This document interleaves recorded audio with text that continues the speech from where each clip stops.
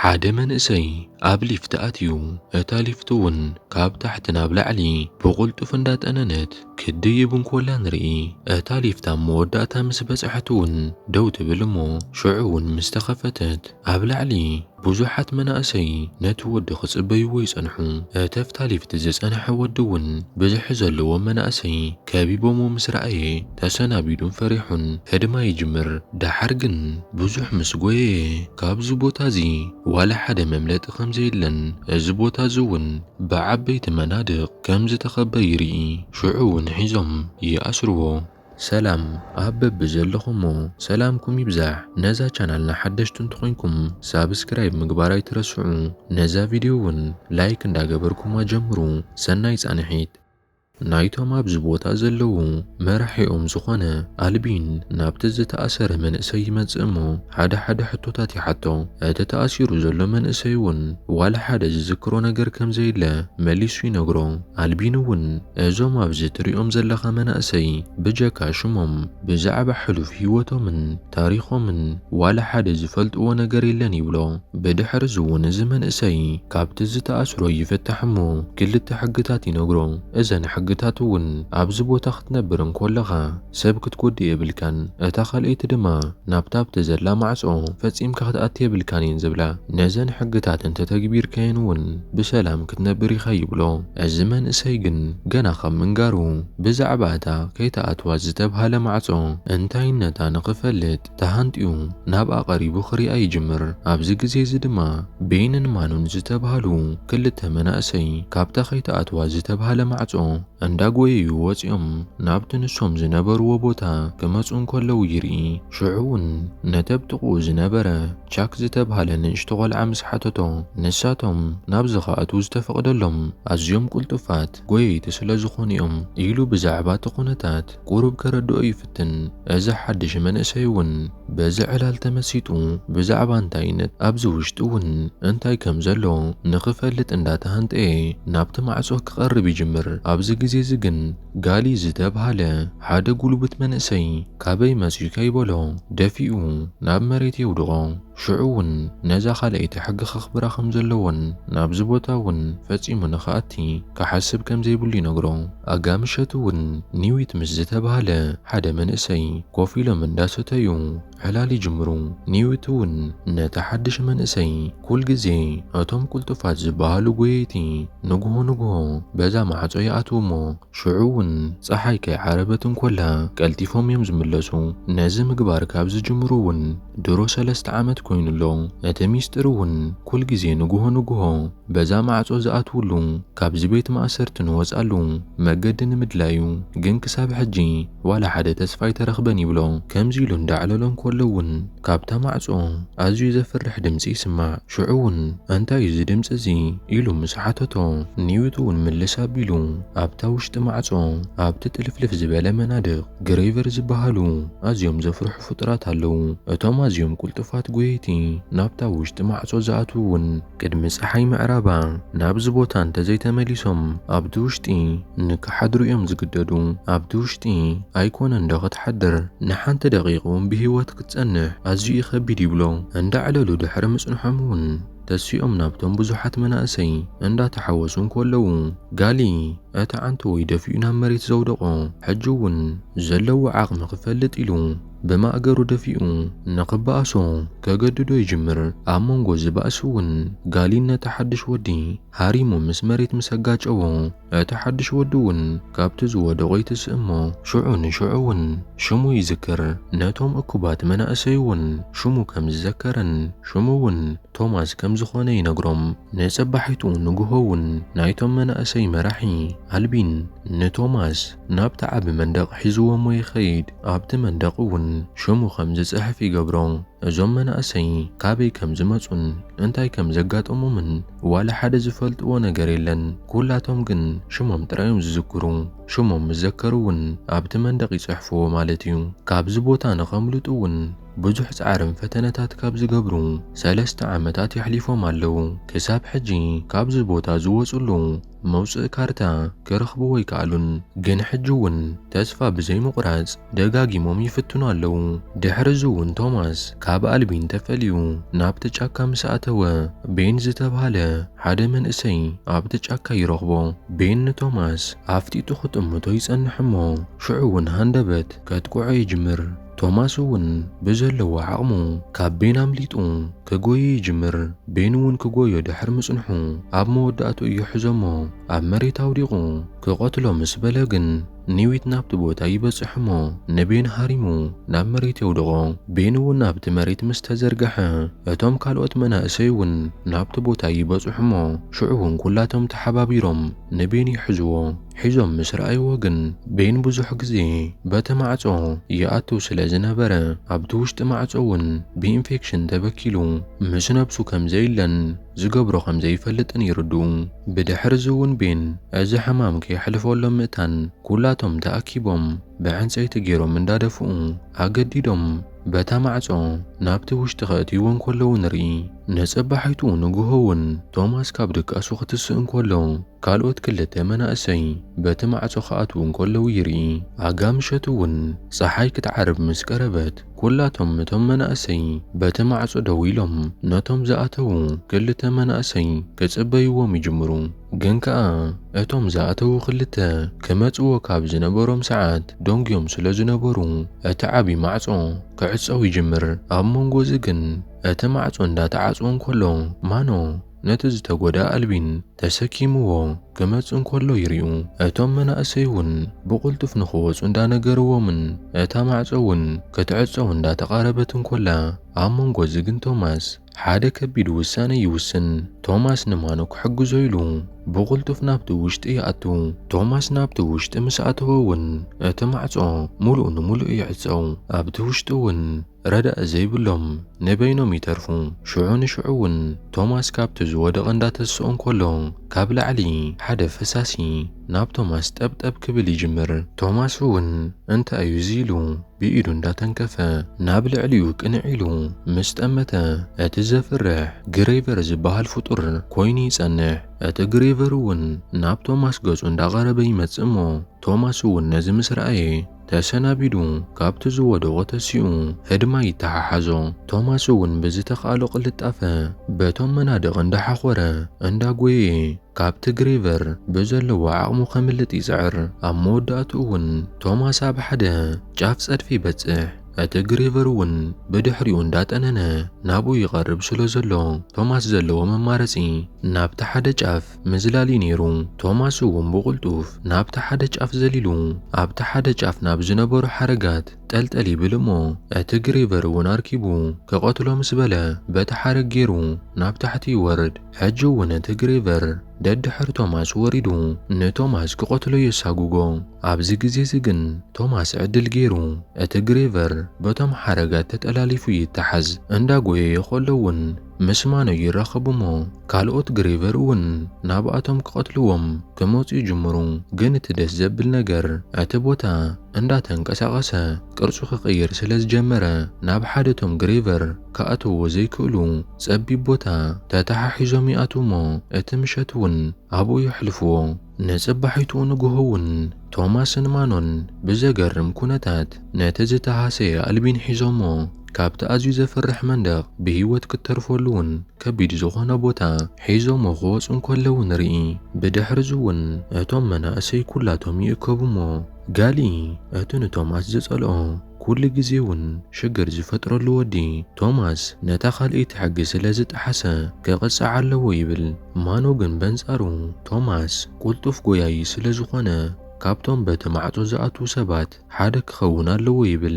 ኩላቶም እቶም መናእሰይ እውን ብናይ ማኖ ሓሳብ ይሰማምዑ፣ ብጀካ ጋለ ማለት እዩ። ኣብ መንጎ እዚ እውን ካብታ ቶማስ ዝመጻላ ሊፍት ድምፂ ሰሚዖም ኩላቶም ናብ ደገ ይወጹ። ናብታ ሊፍት ምስ ከዱ እውን ኣብታ ውሽጢ ሊፍት ሓንቲ እውን ዝሰሓተት ጓል ይረኽቡ እሞ ምስኣ እውን ሓንቲ ንእሽተን ወረቐት ይረኽቡ። ኣብታ ወረቐት እውን እዚኣ ናይ መወዳእታ እያ ዝብል ጽሑፍ እዩ ነይሩ። ሽዑ እውን እቶም መናእሰይ ነታ ጓል ካብታ ሊፍት የውጽዋ እሞ ንኽትዕርፍ ይገብርዋ። ንጽባሒቱ ንግሆ እውን ካብ ቶማስን ማኖን ብተወሳኺ 3 መናእሰይ ቁልጡፋት ጎየይቲ ተሓዊሶምዎም ናብቲ ኣዝዩ ዘፍርሕ መንደቕ ይኣትዉ። ናብቲ ውሽጢ ምስ ኣተዉ እውን እቲ ትማሊ ንበዓል ቶማስ ክቐትሎም ዘሳጉጎም ዝነበረ ግሬቨር እቶም መናድቕ ክንቀሳቐሱ እንከለዉ ተጨፍሊቑ ሞይቱ ይረኽቡ እሞ ሽዑ እውን ተሓጋጊዞም ነታ ሓንቲ እግሩ ስሒቦም የምልቕዋ እሞ ኣብ ውሽጢ እቲ እግሩ እውን ሓንቲ ናይ ኤሌክትሮን ኣቕሓ WWCKD ዝብል ጽሑፍ ዘለዋ ይረኽቡ እሞ በዚ እውን ተገሪሞም ካብቲ ቦታ እውን ተመሊሶም ምስ ወጹ ብዛዕባ እዚ ቦታ መሊሶም መጽናዕቲ ከካይዱ ይጅምሩ። ማኖ ኣብዚ ውሽጢ 3 ዓመታት ካብ ዘስተብሃል ኩሉ እቶም መናድቕ ቅርጾም ኣብ ዘቐያይሩሉ እዋን ሓደ መውፅእ መገዲ ከም ዝኽፈትን ኣብቲ ውሽጢ መንደቕ ኣትዩ ከለውን ካብ 1 ክሳብ 8 በብእዋኑ ዝቀያየር ቁጽሪ ከም ዝረኣየን እታ ካብቲ ዝሞተ ግሬቨር ዝረኸብዋ ኣቕሓ 7 ዝብል ቁጽሪ ስለ ዝነበራ እዚ ግሬቨር ካብታ ሻብዒቲ መውፅኢት ክፍሊ መጺኡ ክኸውን ከም ዝኽእል ግምቶም ይቐምጡ። 8 ዝተፈላለያ ክፍልታት እቲ መንደቕ ብዝተቐያየረ ቁጽሪ እታ ሓንቲ ክፍሊ ከም እትኽፈት ከም ዝበጽሕዎ እውን ንርኢ። ብድሕሪዚ እውን እታ እውን ኣስሒታ ንኽትደቅስ ዝገደፍዋ ጓል ካብ ዝደቀሰቶ ምስ ተስአት ኣብ ላዕሊ ደይባ ዝረኸበቶ እንዳሰንደወት ክትሃርሞም ትጅምር።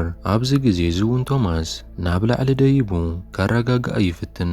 ንሳ ግን ካራ ሒዛ ሕጂ እውን ክተወጣውጠሉ እንከላ ንርኢ። ቶማስ እውን ዋላ ሓደ ዝጎዳእ ሰብ ከም ዘይለን እኳ ደኣስ ከተሓጋገዙ ከም ዘለዎምን እንዳተዛረበ ቀሪቡ የረጋግኣ እሞ ድሕሪ ቁርብ ጻኒሒት እውን ምስ ቶማስ ክትረዳዳእ ጀሚራ ስማ ተሬሳ ከም እትበሃል ትነግሮ።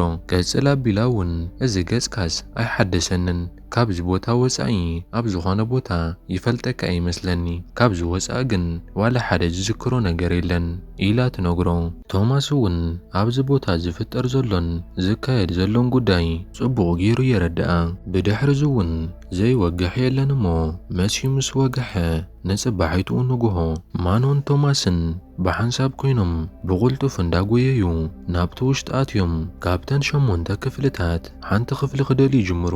ኣብዚ ግዜ እዚ እውን ማኖ ቅድሚ ሕጂ ፈጺሙ ርእይዎን ረኺቡውን ናብ ዘይፈልጥ ናብ ሴክሽን 7 ማለት እውን ናብታ ሻብዒቲ ክፍሊ ይበጽሑ እሞ ኣብዚ ግዜ እዚ እውን እታ ካብቲ ዝሞተ ግሬቨር ዝረኸብዋ ኣቕሓ ሒዞምዋ ስለ ዝነበሩ ድምፂ ክትስምዕ ትጅምር። በዓል ቶማስ እውን ኣብቲ ቦታ እንዳተዛወሩ እንዳቀረቡ ክመፁ እንከለዉ እታ ዝሓዝዋ ኣቕሓ ካብ ቀይሕ ምልክት ቆጽለዋይ ምልክት ተብርህ እሞ ሽዑ ንሽዑ እውን ንሳቶም ዘይሓሰብዎ ሓደሽቲ መናድቕን ሓደሽቲ ክፍልታትን ክኽፈቱ ይጅምሩ። በዓል ቶማስ እውን ህይወቶም ንምድሓን ብቕልጡፍ ክጎዩ ይጅምሩ። ካብቲ ቦታ እውን ንስክላ ህይወቶም ተሪፉ ክወፁ እንከለዉ ንሪኦም። ናብቶም መናእሰይ ምስ ተሓወሱ እውን ቅድሚ ሕጂ ረኺቦሞ ዘይፈልጡ ሓድሽ ክወፁሉ ዝኽእሉ ክፍሊ ከም ዝረኽቡ ይነግርዎም። ከምቲ ኩል ግዜ ሕጂ እውን ጋሊና ኣብ መንጎ ኣትዩ ብኸመይ ክነረጋግጽ ንኽእል እዛ ሓድሽ ክፍሊ ተረኺቡ ትብልዎ ዘለኹም መፈንጥራ ሞትና ከም ዘይከውን ማዕረኽ እንደይርግጸኛታት ኢና ይብሎም። በዚ እውን ሓሳቦም ውድቂ ይገብሮ። ኣጋ ምሸት ምስ ኮነ እውን እቲ ኩል ግዜ ፀሓይ ዓራርቦ ክትከውን ኮላ ምስ መሰየ ዝዕፀው ዝነበረ ማዕጾ ሎሚ ግን ከይተዓጽዎ ይተርፍ። በዚ እንዳተገረሙ ከለዉ እውን ካልእ ሓድሽ ማዕጾ ክኽፈት እንከሎ ይርዩ። ካብቲ ዝተኸፍተ ማዕጾ እውን እቶም ጨካናት ግሬቨር ናብኣቶም ክመፁ እንከለዉ ይርዩ። ነዚ ምስ ረኣዩ እውን ኩላቶም ህይወቶም ንምድሓን ክጎዩን ክሕብኡ እንከለዉ ንሪኦም። እቶም ግሬቨር እውን ደድሕሪኦም እንዳጎየዩ ክሃድንዎም ይጅምሩ። እቶም ዝሞቱ ሞይቶም በዓል ቶማስን ዝተወሰኑ ካልኦት መናእሰይን ካብቶም ግሬቨር ዝሕብኡሉ ቦታ ረኺቦም ብህይወት ይተርፉ። ካብቶም ብህይወት ዝተረፉ እውን ንጋሊ ንሪኦሞ እዚ ኩሉ ብሰንኪ ቶማስ ይኾይኑ ብምባል ንቶማስ ጠኒኑ ኸይዱ ብካሶት ተሃሪሙ ናብ መሬት የውድቖ። ጋሊ ነዚ ምግባሩ ኸይኣክል ቶማስ ከም ኣብነት ከም መቀጻጽዕን ነቶም ካልኦት መምሃርን ንበይኑ ካብዚ ክፍሊ ወፂኡ ክባረር ኣለዎ ይብል። እቶም ፍርቆም ብናይ ጋሊ ሓሳብ ዋላ እኳ እንተተሰማምዑ እቶም ፍርቆም ግን ምናልባት እኮ ቶማስ ናይ ብሓቂ እውን እቲ መውፅእ መገዲ ቶማስ ንኽረኽቦ ተቓሪቡ ክኸውን ይኽእል ይብልዎ። ኣብ መንጎ እዚ ኽትዕ እውን ቶማስ ነዛ ዕድል ተጠቂሙ ነቶም ዝሓዝዎ ሃሪሙ ይትስእ እሞ ምስኡ ክኸዱ ንዝደልዩ ይጋብዞም እሞ ነቶም ምስኡ ክኸዱ ዝደልዩ ሒዝዎም ናብቲ ዝተሓላለኸን ብዙሓት መናድቕ ዝበዝሕዎን ቦታ ሒዝዎም ይኣቱ። ጋልን ዝተወሰኑ መናእሰይን ግን ኣብኡ ክተርፉ እንከለዉ ንሪኦም። እቶም ምስ ቶማስ ዝኸዱ እውን እንዳተዛወሩ ድሕሪ ምጽናሕ ናብ ሴክሽን 7 ይበጽሑ። ግን ከኣብ ቅድሚኦም ኣብቲ ዝሓልፍሉ መገዲ ሓደ ግሬቨር ይገጥሞም። በዓል ቶማስ እውን ብድፍረት ብሕብረት ኮይኖም ንቕድሚት መገዶም እንዳቐጸሉ ምስቲ ግሬቨር ክበኣሱ ይጅምሩ። ኩላቶም ብሕብረት ኮይኖም እውን ነቲ ግሬቨር እንዳጨፍጨፍዎ እንከለዉ ኣብ መንጎ እዚ ትሬሳ ነቲ ግሬቨር ኣብ እግሩ ተሃርሞሞ ሽዑ እውን እታ ናይ ኤሌክትሮኒክስ መሳርሒት ኣብ እግሩ ተገጢማ ዝነበረት ነታ ሻብዒቲ ክፍሊ ነታ ዝወጹላ ማለት እዩ እትኸፍታ መሳርሒት እያ ነይራ። እታ መሳርሒት እውን ከረውረው እንዳበለት ናብቲ ጸድፊ ክትኣቱ ምስ ቀረበት ቻክ ብቕልጡፍ ነታ መሳርሒት ይቖልባ። ቻክ እውን ኣብቲ ጸድፊ ክጸድፍ ኢሉ ንቑልቁል ኣፉ ጠልጠሊሉ እንከሎ ሓደ ግሬቨር ናብኡ ገጹ እንዳሓኾረ ይመጽእ። ቴሬሳ እውን ንቻክ ጠልጠሊሉ ምስ ረኣየቶ ካብቲ ጸድፊ ስሒባ ተውፅኦሞ። ሽዑ እውን ኩላቶም ብሕብረት ኮይኖም ነቶም ናብኣቶም እንዳሓኾሩ ዝድይቡ ዘለዉ ብዙሓት ግሬቨር በቲ ዕንጨይቲ ገይሮም እንዳወግኡ ናብ ታሕቲ ከም ዝጸድፉ ይገብርዎም። ሽዑ እውን ቻክን ቴሬሳን ኮይኖም ናብታ መበል ሻብዒቲ ክፍሊ ናብ ሴክሽን 7 ማለት እዩ ናብቲ ማዕጾ ቀሪቦም ነቲ ማዕጾ ይኸፍትዎ። በዓል ቶማስ እውን ድሕሪ ክንደይ ግብግብ ነቶም ግሬቨር ስዒሮሞም ካብኣቶም እውን ዝተወሰኑ ሰባት ሞይቶም እቶም ብሂወት ዝተረፉ እውን በቲ ዝተኸፍተ ማዕጾ ገይሮም ናብቲ ውሽጢ ይኣቱ። ብሓደ በዓቲ ዝመስል ውሽጢ ንውሽጢ መገዲ እውን ተኺሎም ጉዕዞኦም ይቕጽሉ እሞ ኣብ መወዳእትኡ ናብ ሓደ ብዙሓት ኮምፒተራት ዘለውዎ ሳይንቲስታት ዝመራመሩሉ ክፍሊ ይበጽሑ። ቶማስ ናብ ሓንቲ ኮምፒተር ቀሪቡ ነታ ኮምፒተር ይውላዕ እሞ ኣብ ሓደ ዓብዪ ስክሪን እውን ኢቫ ትበሃል ዶክተር ኣብቲ ስክሪን ብምስሊ ትመጽእ እሞ ቅድሚ ብዙሓት ዘመናት ንብዙሓት ዝወድአ ቫይረስ ኣብ ልዕሊኹም ምርምር ንምክያድ ኢና ናብዚ ቦታ ምጺናኩም ነርና። ሕጂ ግን ብዛዕባ እዚ ቫይረስ ዋላ ሓደ ዝረኸብናዮ ነገር የለን። በዚ እውን ኣነ ተስፋ ቆሪጸ ኣለኹ። ነዚ ቫይረስ እውን ተመራሚረ ፍታሕ ከምጻሉ ስለ ዘይከኣልኩ ንህይወተይ ብገዛእ ኢደይ የጥፋ ኣለኹ ኢላቶም ብሽጉጥ ጌራ ነብሳ ከተጥፍእ እንኮላ በቲ ስክሪን ይርእይዋ። ሽዑ እውን እቲ ዝነበርዎ ክፍሊ ማዕጾ ይኽፈት እሞ ጋሊ በቲ ማዕጾ ሽጉጥ ሒዙ ይመጽእ። ጋሊ እውን ብሕርቃን እንዳተዛረበ ንቶማስ ክትኩሰሉ ነታ ሽጉጥ ናብኡ ይገብራ እሞ ማኑ እውን ብቕልጡፍ እታ ብኢዱ ሒዝዋ ዝነበረ ጦር ወርዊሩ ንጋሊ ኣብ ደረቱ ሸኺሉ ይቐትሎ እሞ ግን ጋሊ ቅድሚ ምውዳቑ ዝተኰሰ ጥይት ንቻክ ተሃርሞ። ቻክ እውን ብዘሕዝን ኩነታት ህይወቱ ይሓልፍ እሞ ኩላቶም እውን ብናይ ቻክ ሞት ሓዚኖም እንዳነብዑ እንከለዉ ብሃንደበት ሕጂ እውን ካሊእ ማዕጾ ይኽፈት እሞ ናብቲ ውሽጢ ብዙሓት ወተሃደራት እንዳጎየዩ ይኣቱ እሞ ንኹላቶም በብሓደ ሒዞም ናብ ሄሊኮፕተራት ከእትውዎም እንከለዉ ንርኢ። ኣብ መወዳእታ እውን እታ ንነብሳ ዝቐተለት ዶክተር ኢቫ ከም ዘይሞተትን ተምስል ከም ዝነበረትን ብሂወት ከም ዘላ ንሪኣ እሞ ዶክተር ኢቫ ንመሳርሕ ተኣኪባ ምርምር ቁጽሪ 2 ይጀመር እንዳበለቶም እንኮላ ርኢና ፊልም ናብዚ ትውድእ። እዛ ስታይለስ ዝሰርሓላ ፊልም ከመይ ረኺብኩማ? እንተፈቲኹማ ላይክ ምግባር ኣይትረስዑ። ነዛ ቻናል ድማ ሓደሽቲ እንተኾንኩም ሳብስክራይብ እንዳገበርኩም ኣብ ዝቕጽል ብኻሊእ ፊልም ክሳብ ንራኸብ ሰሰናዩ።